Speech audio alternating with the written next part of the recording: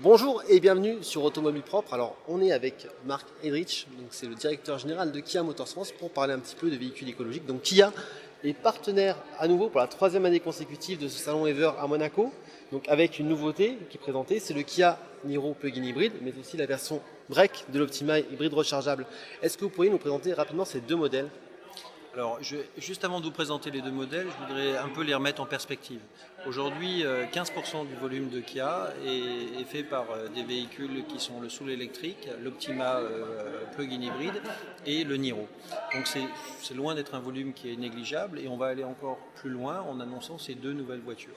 Donc le Niro plug-in hybride, c'est la version hybride rechargeable du Niro hybride. Ça arrive cet été, avec une autonomie d'à peu près 50 km en pur électrique, toujours 141 chevaux.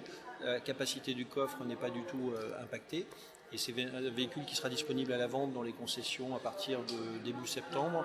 Le prix n'est pas encore fixé, donc je ne peux pas vous le donner dans le détail, mais on va essayer d'être très agressif, entre 32 et 33 000 euros. En ce qui concerne l'Optima Break plug-in hybride, une voiture qui est aussi très attendue par les flottes, par les sociétés, par les taxis, parce que contrairement à d'autres hybrides rechargeables, le coffre n'est pas du tout impacté. Donc vous avez un coffre de 440 litres, ce qui est déjà très important, sans compter le fait qu'on peut jouer avec la banquette. C'est un break, donc on peut charger relativement haut à l'intérieur de la voiture. Là, on est sur une autonomie qui est améliorée par rapport à la berline. On parle de 65 km d'autonomie en pur électrique, toujours 205 chevaux, et une cible de CO2 en dessous de 30 grammes. Alors, hybride rechargeable, donc l'offensive arrive. Oui. L'électrique, elle y est déjà depuis quelques temps. On a le Kia Soul-EV qui est présent depuis quelques mois maintenant en France. On voit les constructeurs qui font évoluer les autonomies. Est-ce que le Kia Soul-EV va faire également évoluer son autonomie au cours des prochains mois ? La réponse est oui. Le Soul-EV est aujourd'hui numéro 4 sur le marché du véhicule pur électrique en France. Je ne parle pas des véhicules qui ont une extension, on va dire avec un moteur thermique. Nous, on est pur électrique.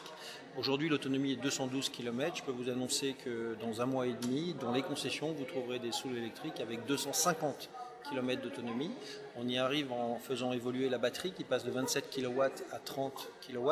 Et on va en profiter aujourd'hui aussi pour ajouter un autre câble qu'on va offrir aux clients, un câble de recharge rapide, ainsi qu'une carte Kiwi avec qui on a passé un partenariat, et 77 € offerts aux clients de recharge. Et quand on parle de 30 kWh sur les batteries du Soul-EV, est-ce que les prix vont être impactés ? Il y aura un impact sur le prix catalogue ? La voiture augmente de 1 000 €.